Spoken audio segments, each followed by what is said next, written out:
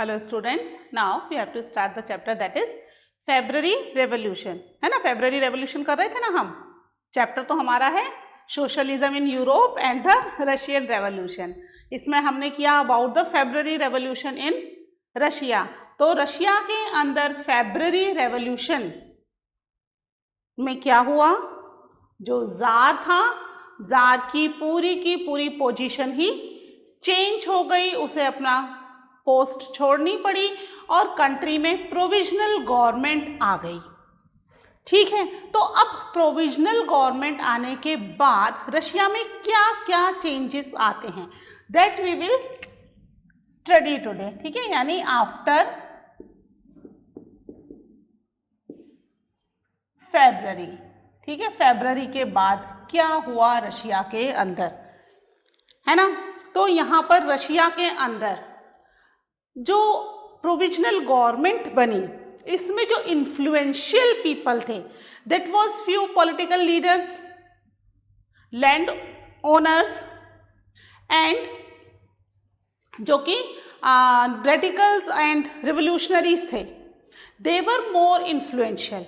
और अब कंट्री में क्योंकि जार का रूल नहीं है ना, एक कह सकते हैं कि इंडिपेंडेंट कंट्री हो चुकी है, तो इस कंट्री में जो भी अभी तक रिस्ट्रिक्शंस थी, मीटिंग करने पर, एसोसिएशन बनाने पर, सोवियत यूनियंस, इन सब पर जो भी रिस्ट्रिक्शंस लगी हुई थी, वो सभी रिस्ट्रिक्शंस हटा दी गई।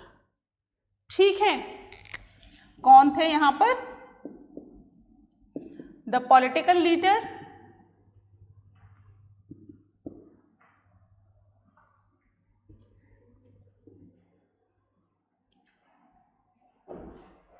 Land owners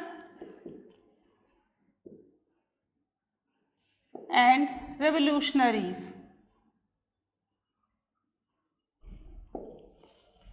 were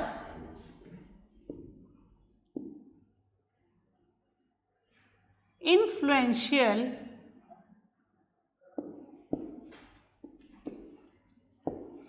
in country, in provisional government।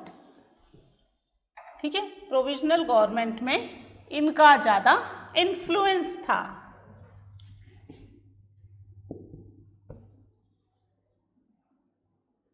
In the provisional government. ठीक है, इसके बाद क्या हुआ? इसके बाद जो भी मीटिंग्स थी, रिस्ट्रिक्शंस थी मीटिंग्स वगैरह के ऊपर, वो रिस्ट्रिक्शंस हटा दी गई। ठीक है, restrictions on meetings, associations and union were removed. ठीक है, उन्हें रिमूव कर दिया गया। इसके अलावा हमने पढ़ा था कि रशिया में दो पार्टीज भी बनी थी, Bolshevik and Menshevik. Do you remember? हाँ, दो पार्टीज बनी थी रशिया में, बोल्शेविक, मेंशेविक। बोल्शेविक पार्टी के लीडर थे लेनिन। मेंशेविक पार्टी के लीडर ऐसे मेंशन नहीं थे, बट दैट वाज द केरेंस्की, जो अभी कंट्री के प्रोविजनल गवर्नमेंट के प्रेसिडेंट बने हुए हैं। क्योंकि एक ही पार्टी बची ना, तो वही पॉलिटिकल पार्टी इस समय प्रोविजनल गवर्नमेंट बन करके यहाँ पर काम कर रही है। तो लेनिन को कंट्री से उसके रेवोल्यूशनरी एक्टिविटीज की वजह से जार ने एग्जाइल कर दिया था, कंट्री से निकाल दिया था कि भाई आपकी रेवोल्यूशनरी एक्टिविटी इतनी ज़्यादा है कि आप मेरी कंट्री में तो नहीं रह सकते, अगर रहोगे तो आपको पनिशमेंट मिलेगा। तो लेनिन कंट्री से जा चुके थे। और अब फेब्रुअरी के बाद, क्योंकि अब तो जार का रूल ही नहीं रहा, है ना, तो उनका एग्जाइल वाला ऑर्डर भी खत्म हो गया। तो लेनिन इस फेब्रुअरी रेवोल्यूशन के बाद अप्रैल में, मार्च में तो राजा ने एब्डिकेट किया, इंफॉर्मेशन स्प्रेड होते होते जब तक इंफॉर्मेशन पहुंची, तो अप्रैल में लेनिन वापस रशिया में आ गए फ्रॉम हिज एग्जाइल। ठीक है, इन अप्रैल 1917, ईयर हमारा यही चल रहा है अभी 1917, और बहुत लंबे समय तक हम 1917 ईयर के बारे में ही पढ़ेंगे, ठीक है। तो ईयर में ज़्यादा कंफ्यूजन नहीं है, ठीक है। इन अप्रैल 1917 Lenin, leader of Bolshevik party, returned from his exile to Russia, ठीक है। एग्जाइल उसका खत्म हो गया, जो देश निकाला था उससे वो वापस आ गए, और आते ही उन्होंने देखा कि कंट्री में प्रोविजनल गवर्नमेंट है ना, यानी कि अभी तक फाइनल गवर्नमेंट नहीं बनी है, तो this is the right time to hold the power. अगर पावर में आना है तो ये ही सबसे सही समय है, क्योंकि अभी स्टेबल गवर्नमेंट बनने में टाइम लगेगा, तो अब लोगों को इन्फ्लुएंस किया जा सकता है। तो यहाँ पर आते ही उन्होंने अपनी पॉलिटिकल एक्टिविटीज कंट्री में बहुत तेजी से शुरू कर दी, और आते ही उन्होंने अपने 3 डिक्लेरेशन कर दिए। क्या डिक्लेरेशन किए? He declared that, ये 3 डिक्लेरेशन थे, ठीक है। क्या था? सबसे पहले वॉर टू बी एंडेड, ठीक है, वॉर को खत्म कर दिया जाए, क्योंकि वॉर को तो कोई भी नहीं चाह रहा था, ठीक है। तो वॉर को खत्म कर दिया जाए। The war be brought to close, war close कर दी जाए, ठीक है। इसके अलावा जो लैंड थी, पीसेंट्स परेशान थे ना, तो जो लैंड है, land be transferred to the peasants, ठीक है। पीसेंट्स को लैंड ट्रांसफर कर दी जाए, है ना। यानी यहाँ पर जो सोल्जर्स थे उनका सपोर्ट उसने अपनी तरफ ले लिया, पीसेंट्स हैं उनका सपोर्ट भी उसको मिलने लगेगा, क्योंकि ट्रांसफ़र हो जाएगी लैंड, तो उन्हें यही तो चाहिए था। और थर्ड उसने डिक्लेरेशन किया, जो बैंक हैं, bank to be nationalised, bank को नेशनलाइज्ड कर दिया जाए, यानी कि प्राइवेट बैंक नहीं रहेंगे, ठीक है। तो ये 3 डिक्लेरेशन उन्होंने कंट्री में आते के साथ ही कर दिए, और ये जो 3 डिक्लेरेशन हैं लेनिन के, ये क्या कहलाए?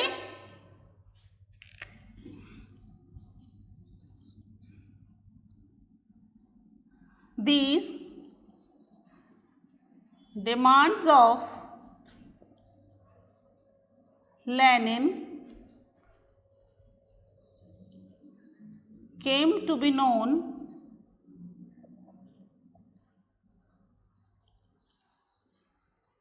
as April Thesis, ठीक है। किस नाम से फेमस हुई है 3 डिमांड्स उनकी?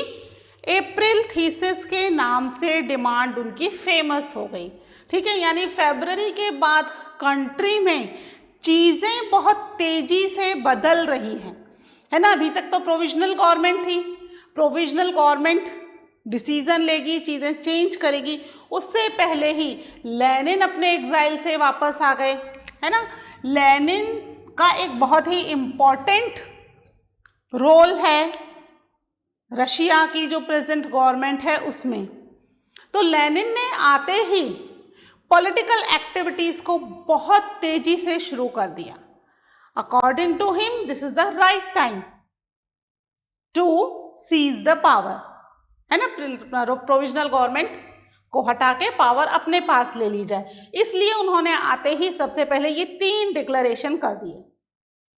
भाई आप कौन डिक्लेरेशन करने वाले? आप ना तो गवर्नमेंट हो, ना आप प्रेसिडेंट हो, है ना, ना आप किंग हो, तो आप क्यों कर रहे हो ये डिक्लेरेशन करने के पीछे उनका मेन एम क्या था? लोगों का सपोर्ट अपनी तरफ करना, है ना। जैसे कि वॉर खत्म हो जाएगी, तो सोल्जर्स तो यही चाह रहे थे, वॉर खत्म हो जाए, वो फाइट नहीं करना चाह रहे थे, क्योंकि एज सच उन्हें कोई फाइनल ऑर्डर्स या किसी तरह का डायरेक्शन नहीं मिल रहा था, है ना। तो फ्रंट पर they were not interested to fight. तो यहाँ पर सोल्जर्स ने लेनिन को सपोर्ट किया कि हाँ भाई वॉर खत्म हो जानी चाहिए। फिर लैंड पीसेंट्स शुरू से परेशान थे, हमने पढ़ा था ना कि जो रेंट था वो रेंट नहीं पे कर पाते थे। Most of the land belongs to the crown और नोबिलिटीज और चर्च, तो पीसेंट्स के पास तो लैंड है ही नहीं। तो यहाँ पर पीसेंट्स चाहते हैं कि लैंड उन्हें मिल जाए, और यही डिक्लेरेशन लेनिन ने कर दिया कि लैंड भी ट्रांसफर टू द पीसेंट, जो लैंड है वो पीसेंट्स को ट्रांसफर कर दी जाएगी। तो अब पीसेंट्स भी लेनिन को सपोर्ट करने लगे कि ठीक है, अगर ये पावर में आते हैं तो जो लैंड है वो हमें मिल जाएगी।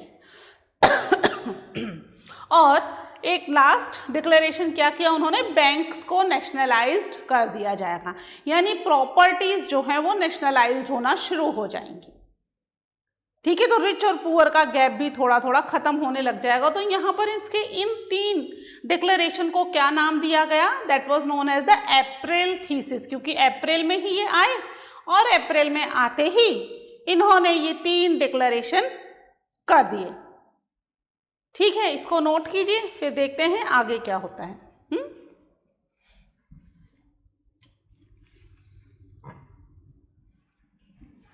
ठीक है, इसको रब कर दूं। तो अब क्योंकि कंट्री के अंदर रिस्ट्रिक्शंस हट गई हैं to form the associations and unions, है ना, लोग अब एसोसिएशंस और यूनियंस बना सकते हैं। इसका मतलब क्या है? लार्ज स्केल में कंट्री में कई सारी एसोसिएशंस बनना शुरू हो गई, है ना, अलग अलग स्केल पर एसोसिएशंस और यूनियंस बनना शुरू हो गई, चाहे वो इंडस्ट्रियल एरिया हो, चाहे वो सोल्जर्स हो, पीसेंट्स हो, सभी नहीं।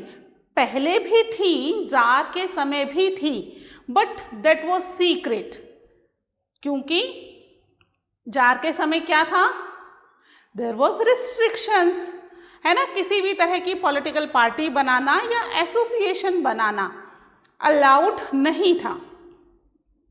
पहली बार हुआ रशिया में जब लोगों को एसोसिएशन या सोवियत बनाने की परमिशन मिली हुई थी, तो फिर वो बनाएंगे ही, है ना। कंट्री में बहुत तेजी से चेंजेस हो रहे हैं, चीजें बदल रही हैं, है ना।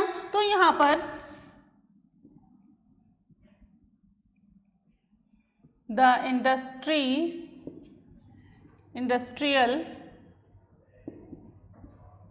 industrial workers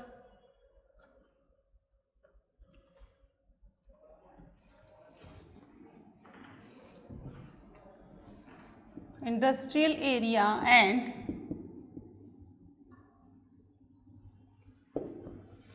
factory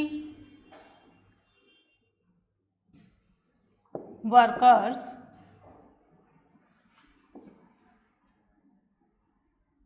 formed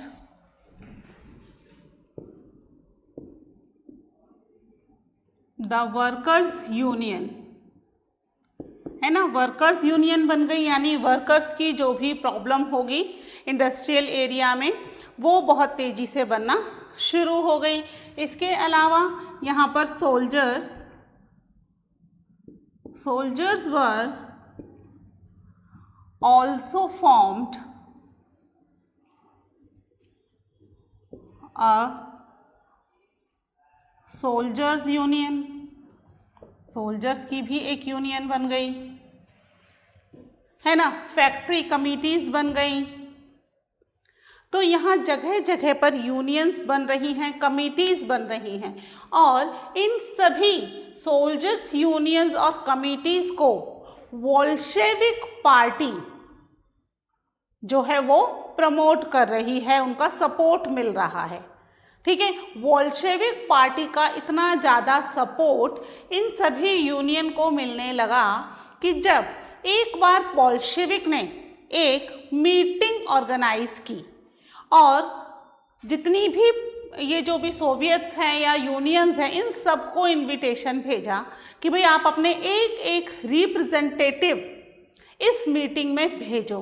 तो लगभग 500 रिप्रेजेंटेटिव उस मीटिंग को अटेंड करने के लिए वहां पर पहुंच गए।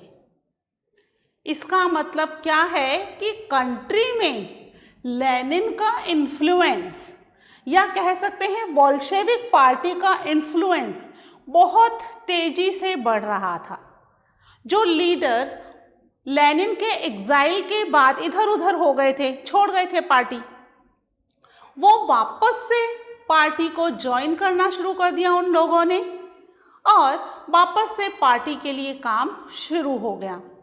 इसकी वजह से प्रोविजनल गवर्नमेंट को डर लगने लगा कि कहीं ऐसा ना हो कि हमारी जो पार्टी है या हमारी जो गवर्नमेंट है ये ख़त्म हो जाए। जिस हिसाब से लोग लेनिन के या बोल्शेविक पार्टी के चारों तरफ चक्कर काट रहे थे, उस हिसाब से आने वाले टाइम में प्रोविजनल गवर्नमेंट का नामो निशान कंट्री से हट जाता। तो इससे प्रोविजनल गवर्नमेंट बहुत ज़्यादा परेशान हो गई कि ऐसा ना हो कि भाई इतनी मेहनत करके कंट्री को हमने तो ज़ार को हटाया है और पावर सारी लेनिन ले जाए। तो इसने क्या किया, प्रोविजनल गवर्नमेंट ने कि वर्कर्स एसोसिएशंस थी या यूनियंस थी, इनको रिप्रेस करना शुरू किया, परेशान करना शुरू किया, और लेनिन के पार्टी के लोगों को अरेस्ट करना शुरू कर दिया विदाउट एनी रीज़न। है ना, कोई कंट्री में अगर किसी पार्टी का इन्फ्लुएंस बढ़ रहा है तो आप कुछ ऐसा काम करो कि आपका इन्फ्लुएंस बढ़े और दूसरी पार्टी के जो वर्क है वो आपके कामों के सामने हल्के लगने लग जाएं। बट ऐसा ना करके प्रोविजनल गवर्नमेंट ने क्या कर दिया कि उन्होंने यहाँ पर अपनी ही दी हुई फ्रीडम को ख़त्म करना शुरू कर दिया। जो आपने रिस्ट्रिक्शंस हटाई थी उन्हीं यूनियन और एसोसिएशंस को आपने ख़त्म करना शुरू कर दिया, रिप्रेस करना शुरू कर दिया, और बोल्शेविक पार्टी के लीडर्स को अरेस्ट करना शुरू कर दिया, जो कि बहुत ज़्यादा गड़बड़ थी। है ना, बोल्शेविक पार्टी जब भी अपनी कोई एसोसिएशन या कोई मीटिंग कर रही है उसको ये बुरी तरीके से ख़त्म कर देते थे। है ना, वहाँ जाके उनको परेशान करना, लीडर्स को अरेस्ट करना, सोल्जर्स और कैवलरी को वहाँ भेज देना। तो इस तरीके से प्रोविजनल गवर्नमेंट ने बोल्शेविक पार्टी को ख़त्म करने के लिए एक गलत तरीका चूज़ किया, और इस वजह से बोल्शेविक पार्टी के अगर सभी लीडर अरेस्ट होकर के जेल चले जाएंगे तो फिर पार्टी कैसे चलेगी। तो बोल्शेविक पार्टी के अधिकतर लीडर्स या तो छुप गए या उस समय सिटी से बाहर चले गए। ठीक है, बचाना भी अपने आप को बहुत ज़रूरी था उनके लिए। तो यहाँ पर प्रोविजनल गवर्नमेंट अपने आप को सेफर साइड में रखने के लिए बोल्शेविक पार्टी के साथ एक ब्रूचुअल तरीका अपना रही है उन्हें सप्रेस करने का। ठीक है, क्या हुआ यहाँ पर, जो प्रोविजनल गवर्नमेंट थी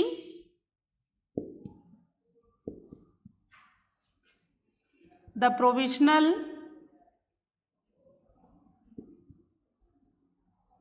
government saw that influence of Bolsheviks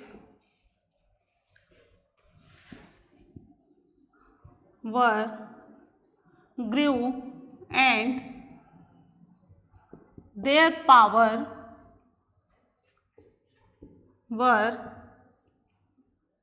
reduced। ठीक है, अपनी खुद की पावर रिड्यूस्ड होती दिख रही थी और बोल्शेविक का जो इन्फ्लुएंस था वो बहुत तेजी से बढ़ता दिख रहा था। ठीक है, इसकी वजह से उन्होंने क्या करना शुरू कर दिया था?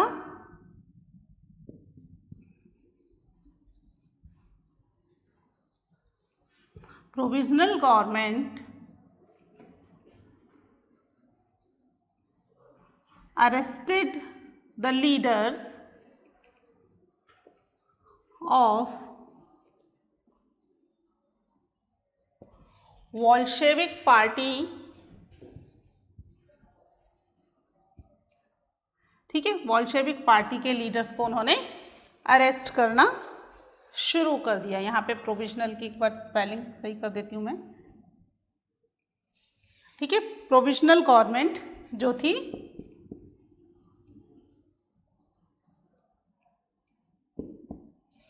उसने क्या करना शुरू कर दिया? अपने इन्फ्लुएंस को बनाए रखने के लिए बोल्शेविक पार्टी के लीडर्स को अरेस्ट करना शुरू कर दिया और धीरे धीरे जो है बोल्शेविक पार्टी के मेंबर्स क्या हो गए? Many Bolsheviks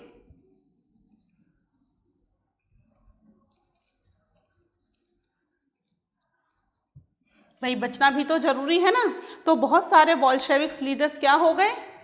many Bolshevik leaders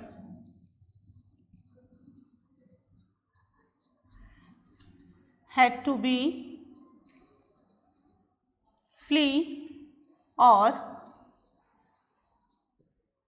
hide at that time.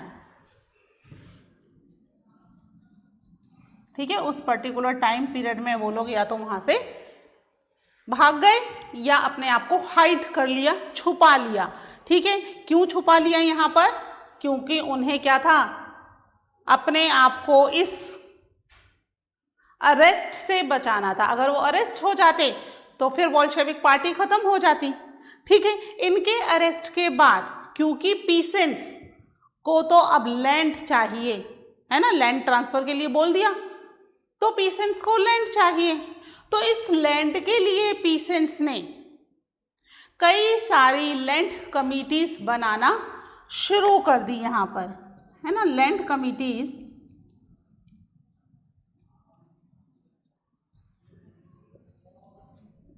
Were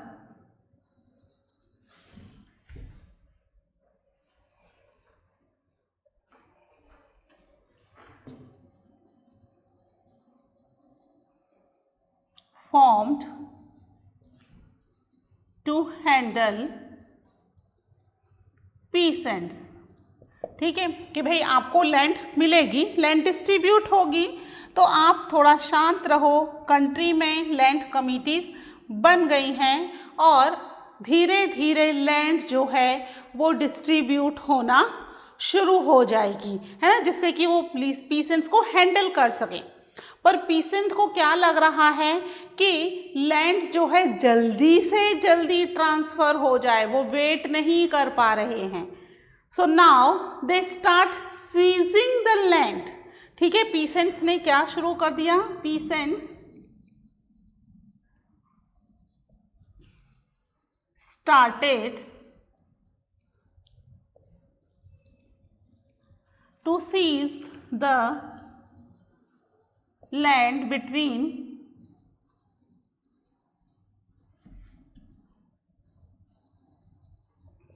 July 1917।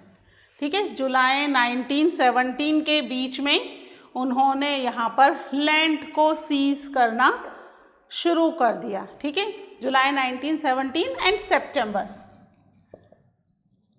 ठीक है, जुलाई 1917 एंड सितंबर 1917, ये जो टाइम पीरियड था जुलाई से सितंबर का, बहुत तेजी से पीसेंट्स जो हैं वो लैंड को सीज करने लग गए। ठीक है, तो इस तरीके से फरवरी के बाद कंट्री में बहुत तेजी से चीज़ें चेंज हुई। क्या क्या हुआ?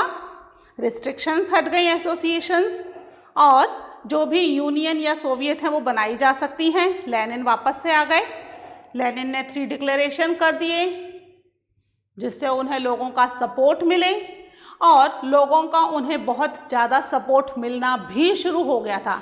Now people start forming various committees and unions.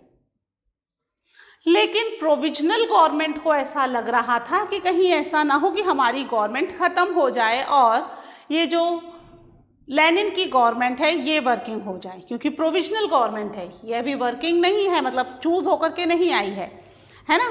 तो यहाँ पर प्रोविजनल गवर्नमेंट ने उनके लीडर्स को अरेस्ट करना शुरू कर दिया और बहुत ब्रूचुअली उन्हें सप्रेस करना शुरू कर दिया, उनकी जो भी मीटिंग्स या एसोसिएशंस बनी हुई थी उनको, जिसकी वजह से अधिकतर बोल्शेविक लीडर्स या तो भाग गए या अपने आप को हाइड कर लिया। ठीक है, अब यहाँ पीसेंट्स को क्योंकि बोल दिया land to be transfer to the peasant, तो पीसेंट्स को अब लैंड लेने की जल्दी हो रही है कि हमें लैंड मिल जाए।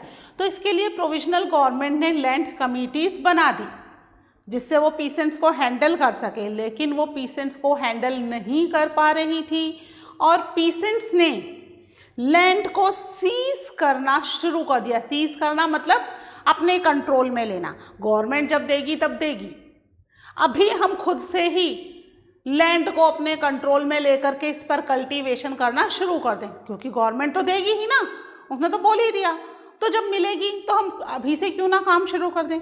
तो यहाँ पर पीसेंट्स ने जुलाई से सितंबर के बीच में लैंड को सीज करना शुरू कर दिया और उस पर अपनी एग्रीकल्चर करना शुरू कर दिया। और ये लैंड किसकी है?